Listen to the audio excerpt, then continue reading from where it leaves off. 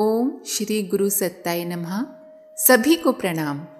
पिछले वीडियो में आपने सुना कि परम पूज्य गुरुदेव ने कहा कि साधनों की व्यवस्था के लिए अमीरों की ज़रूरत नहीं है, बल्कि ऐसे कार्यकर्ताओं की ज़रूरत है जिनमें श्रद्धा हो, निष्ठा हो, समर्पण हो। ये सच है कि संसार पर विपत्ति के बादल मंडरा रहे हैं, पर ईश्वर ही विपत्तियों से बचाव के उपाय रचेंगे। हम सबको उनकी योजनाओं में सहयोगी भर बनना है और आध्यात्मिक रूप से सुदृढ़ बनना है। साधना के समय गुरुवर को दादा गुरुजी का निर्देश मिलता है कि महायज्ञ करो। आइए अब आगे बढ़ते हैं। सुबह के 6 बज गए थे। बाहर कुछ बूंदाबांदी हो रही थी। आषाढ़ की अंतिम तिथि के बाद ही मथुरा वृंदावन में झूलों और घटाओं के उत्सव शुरू हो जाते हैं। बाहर हो रही बूंदाबांदी के साथ सावन के उत्सव की तैयारी का कलरव भी सुनाई दे रहा था। बरसती हुई बदलियों और सावन की तैयारियों में जुट रहे लोगों का उल्लास देखते हुए आचार्य श्री और माताजी बाहर आए, रिक्शे में बैठे और गायत्री तपोभूमि रवाना हो गए। गुरु पूर्णिमा के कारण उस दिन आश्रम में आने वाले अभ्यागतों की संख्या काफी बढ़ गई थी। आचार्य श्री और माताजी आसन पर बैठे। गुरुदेव का आचार्य श्री की मार्गदर्शक सत्ता का हाथ से बनाया हुआ चित्र, कलश, उस पर नारियल और पूजा सामग्री से सजी हुई चौकी आदि वस्तुएं इस तरह रखी हुई थीं कि प्रांगण में बैठे कार्यकर्ता भी उनका अवलोकन करते रह सकें। मार्गदर्शक सत्ता के विधिवत पूजन अर्चन और सुमनांजलि अर्पित करने के बाद आचार्य श्री ने वहां आए साधकों को संबोधित किया। सहस्त्रांशों जप, यज्ञ, पाठ और नित्य हवन के बाद अगले दिनों आने वाले परिवर्तनों का संकेत उनके उद्बोधन में था। इस उद्बोधन में ही घोषणा की गई कि अगले वर्ष कार्तिक पूर्णिमा पर सहस्त्र कुंडीय गायत्री महायज्ञ होना है। वहां आए साधकों ने घोषणा को आश्चर्य की तरह सुना। महीने भर पहले गायत्री परिवार सम्मेलन हुआ है। उसके नियमित और सामूहिक रूप से चलने वाले जप यज्ञ के साथ यज्ञ हवन का विधान भी चल रहा था। सहस्त्र कुंडीय गायत्री महायज्ञ के विराट आयोजन का प्रयोजन और उद्देश्य समझने के लिए वहां आए साधक माथापच्ची कर रहे थे। एक साधक से रहा ना गया। उसने पूछ ही लिया, गुरुदेव, इस आयोजन का क्या उद्देश्य है? आचार्य श्री ने कहा, हमारी मार्गदर्शक सत्ता ने इसके लिए निर्देश दिया है। हम उनसे उद्देश्य और विधान नहीं पूछते। उन्होंने आदेश दिया, हमने स्वीकार कर लिया। फिर कुछ रुक कर वे बोले, भगवान श्री कृष्ण ने गीता में कहा है ना कि परमात्मा ने सृष्टि के साथ यज्ञ की रचना भी की और कहा कि इससे देव शक्तियां पोषण प्राप्त करेंगी। देव शक्तियां यज्ञ से पुष्ट होकर मनुष्य का पोषण करेंगी। इस प्रकार परस्पर सहयोग से दोनों एक दूसरे की उन्नति करेंगे। उद्धृत करने के बाद आचार्य श्री ने कहा कि महायज्ञ में दैवी शक्तियों का आवाहन होगा। वे आयोजन में उपस्थित होंगी। ऋषियों, संतों, तपस्वियों को भी आमंत्रित किया जाना है।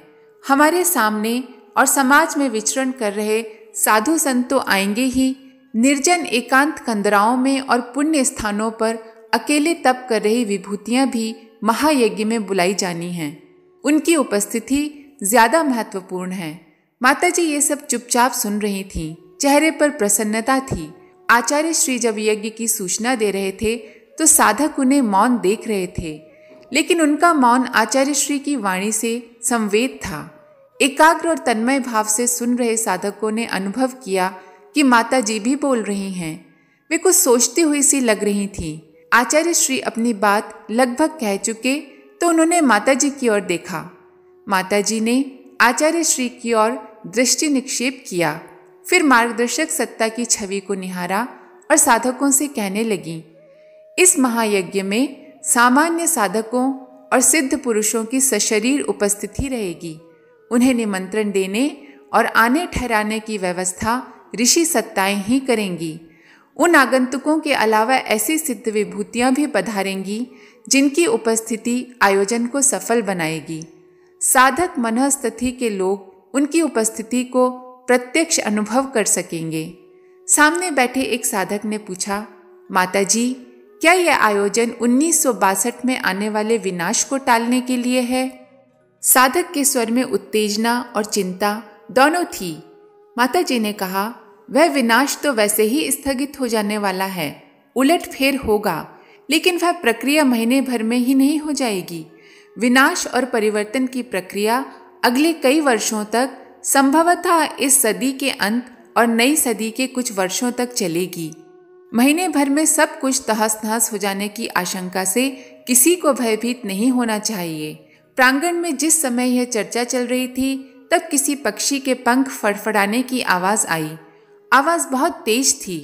लोगों का ध्यान उस ओर गया। देखा, सफेद रंग का एक पक्षी मंदिर के शिखर और यज्ञशाला के बीच उड़ने लगा है। वह किस दिशा से आया किसी को नहीं मालूम। लोगों ने उसकी पंख ध्वनि भर सुनी। किसी साधक ने लगभग चीखते हुए कहा, अरे, गायत्री माँ का वाहन है। वे हमें आशीर्वाद देने के लिए अपने वाहन पर आई हैं। लोग उस दिशा में देखने लगे। अपने भार के कारण पक्षी ऊंचाई तक नहीं उड़ पा रहा था। 2-3 बार उड़कर वह यज्ञशाला की मुंडेर पर बैठ गया। उसका मुंह मंदिर की ओर था, जैसे देव प्रतिमा को निहार रहा हो। लोगों ने उस पक्षी का अभिवादन किया। आचार्य श्री और माताजी ने इस घटना पर कोई टिप्पणी नहीं की।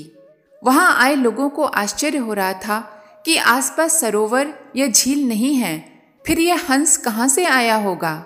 आषाढ़ पूर्णिमा के ही दिन सुबह के समय हिमालय के हृदय प्रदेश में एक और विचार विमर्श चल रहा था।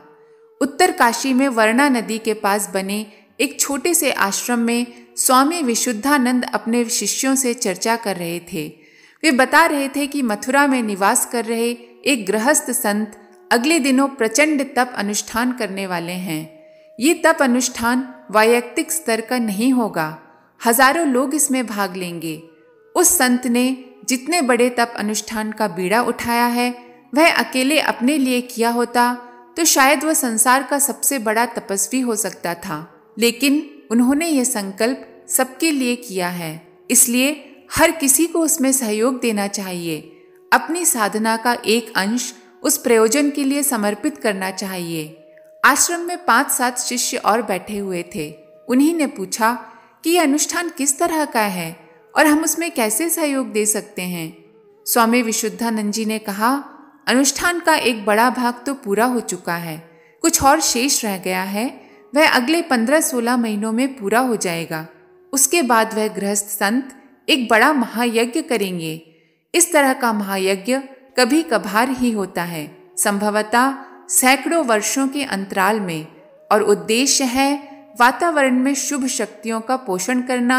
इसलिए अशुभ शक्तियां इसका प्रतिरोध अवश्य करेंगी।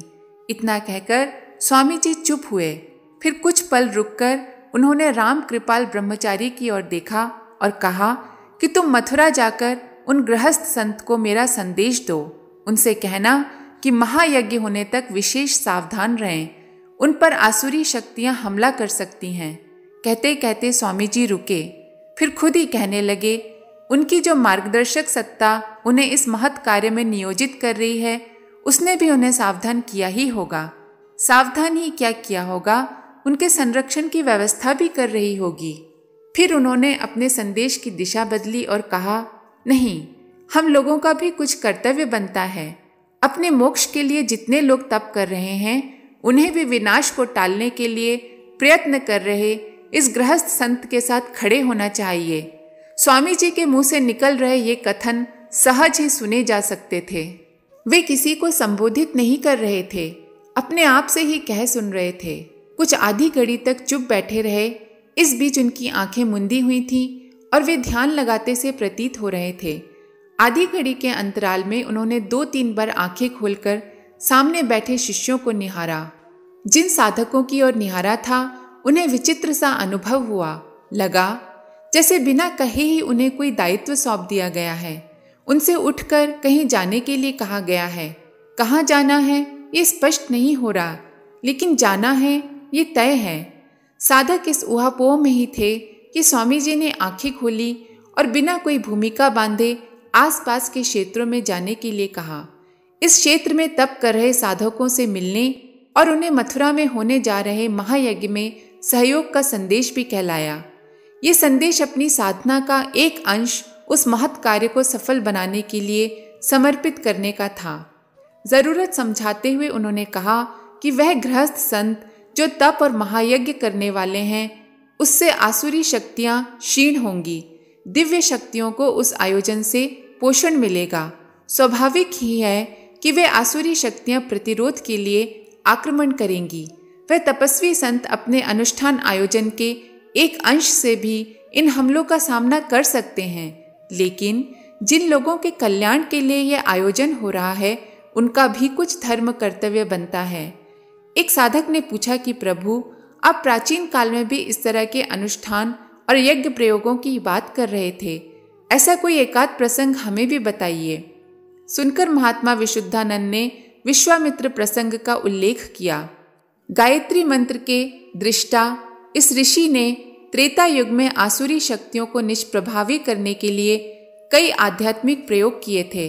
उन्हें विफल करने के लिए ताड़का, मारीच, सुबाहु आदि राक्षसों ने आक्रमण का मोर्चा संभाला था। उनके पैदा किए व्यवधानों के कारण विश्वामित्र के लिए यज्ञ करना कठिन हो गया। अंततः उन्हें राम और कृष्ण को यज्ञ रक्षा के लिए लाना पड़ा। स्वामी जी ने कहा, मथुरा में चल रहा ब्रह्मास्त्र अनुष्ठान विश्वामित्र द्वारा किए गए अनुष्ठान से कम महत्वपूर्ण नहीं है, बल्कि एक अर्थ में वह विशेष ही है, क्योंकि त्रेता युग में हुए उस अनुष्ठान का विस्तार क्षेत्र विशेष तक ही था। मथुरा का यह आयोजन साधकों के एक विराट समूह द्वारा संपन्न किए गए 24 करोड़ मंत्र जप, 24 लाख आहुतियों और 24 लाख पाठों में संपन्न हो रहा है। दोनों अनुष्ठानों का मूल आधार गायत्री महामंत्र ही रहा है। गायत्री महामंत्र के ऋषि विश्वामित्र हैं। उन्होंने अपना जीवन गायत्री के अनुसंधान में ही लगाया। मथुरा में गायत्री तपोभूमि में यज्ञ याग कर रहे वह गृहस्थ संत भी उसी तरह के प्रयोगों में लगे हुए हैं। त्रेता युग में रावण का आतंक एक देशीय था, विश्वामित्र ने भी उसी स्तर का प्रयोग किया। अब असुरता किसी देश विदेश में नहीं, सारे विश्व ब्रह्मांड में लोकमानस में व्याप्त हो रही है। उसका निवारण उपाय भी उसी क्षेत्र में होना चाहिए और आचार्य श्री वही कर रहे हैं। स्वामी विशुद्धानंद ने अपने उद्बोधन में आखिरी वाक्य में अभीष्ट तपस्वी का नाम ले लिया था। इससे पहले वे सर्वनाम से ही संबोधित कर रहे थे। अपने शिष्यों को आचार्य श्री के साधना पुरुषार्थ के बारे में स्वामी जी ने विस्तार से बताया। यह भी कि उन आचार्य श्री ने 2 साल पहले 1.25 वर्ष की अवधि में 125 करोड़ गायत्री जप, 125 लाख आहुतियों के हवन करने के अलावा बड़ी संख्या में लोगों को गायत्री मंत्र की दीक्षाएं दी हैं। हजारों लोगों को गायत्री उपासना में नियुक्त किया। उस महाअभियान से जो ऊर्जा उत्पन्न हुई और आसुरी शक्तियां आक्रामक होने लगीं, तो उनके उत्पात से बचाव के लिए आचार्य श्री को रक्षक साधक नियुक्त करने पड़े। तब वह आयोजन सकुशल संपन्न हो सका। वर्तमान आयोजन उस अनुष्ठान की तुलना में 100 गुना बड़ा है। आसुरी शक्तियों के उत्पात भी उसकी तुलना में कई गुना ज्यादा हो सकते हैं। स्वामी जी ने भी इस अनुष्ठान को ब्रह्मास्त्र अनुष्ठान की संज्ञा दी। पिछले साल प्रतिदिन 24 लाख जप और 24,000 आहुतियों का प्रतिदिन का संकल्प था। अभी ये 1.25 करोड़ और 1.25 लाख का चल रहा है। अगले साल 24 करोड़ जप और 24 लाख आहुतियों का हो जाएगा। इसी अवधि में असुरता का आक्रमण भी हो सकता है। यह आक्रमण आचार्य श्री के शरीर में कोई कठिन रोग उत्पन्न होने, दुर्घटना घटने या किसी दुष्ट व्यक्ति द्वारा आक्रमण करने के अलावा उनके विरुद्ध निंदा अभियान चलाने के रूप में भी हो सकता है। साधकों और आचार्य श्री के सहयोगियों में आलस्य प्रमाद छा जाने या उनके विरोधी हो जाने के रूप में भी व्यवधान उत्पन्न हो सकता है। संदेश को लिपिबद्ध कर स्वामी विशुद्धानंद जी ने उन साधक को आचार्य श्री के पास भेज दिया। अपने एक सन्यासी शिष्य चिदानंद को उत्तर काशी के पास एक कुटिया में तप कर रहे स्वामी ज्ञानानंद के यहाँ भेजा। डोंडी ताल के पास एक कुटिया में अवधूत योगी रहते थे। हरसिल, धराली और जांगला आदि क्षेत्रों में भी स्वामी विशुद्धानंद जी ने अपने शिष्यों को भेजा। शिष्यों को विभिन्न दिशाओं में नियुक्त करने के बाद स्वामी विशुद्धानंद वहां आए साधकों से फिर चर्चा करने लगे। उन्होंने कहा कि आचार्य श्री राम शर्मा को अन्य साधकों या सिद्धों के संरक्षण की आवश्यकता नहीं है, वे स्वयं समर्थ हैं। फिर भी इस कार्य में गृहस्थ उपासक और हिमालय के सिद्ध संत भी उनका सहयोग करेंगे। एक साधक ने पूछा कि महान आत्माएं अपने अनुष्ठान को अकेले ही संपन्न नहीं कर सकती क्या? स्वामी विशुद्धानंद जी बोले, कर सकती हैं, लेकिन ऋषियों और साधकों की भागीदारी भी होना चाहिए। उनमें भी दायित्व की भावना आती है। रीछ वानरों के बिना भी राम लंका को जीतने में सक्षम थे और ग्वाल बालों के बिना भी कृष्ण गोवर्धन उठा सकते थे। सामान्य जनों में दायित्व का भाव आना एक महत्वपूर्ण कार्य है। आज के लिए इतना ही। आप सभी का बहुत बहुत धन्यवाद। ओम शांति। हमारे YouTube चैनल को सब्सक्राइब करें और बेल आइकन को दबाकर ऑल पर क्लिक करें ताकि नोटिफिकेशंस आपको मिलती रहें।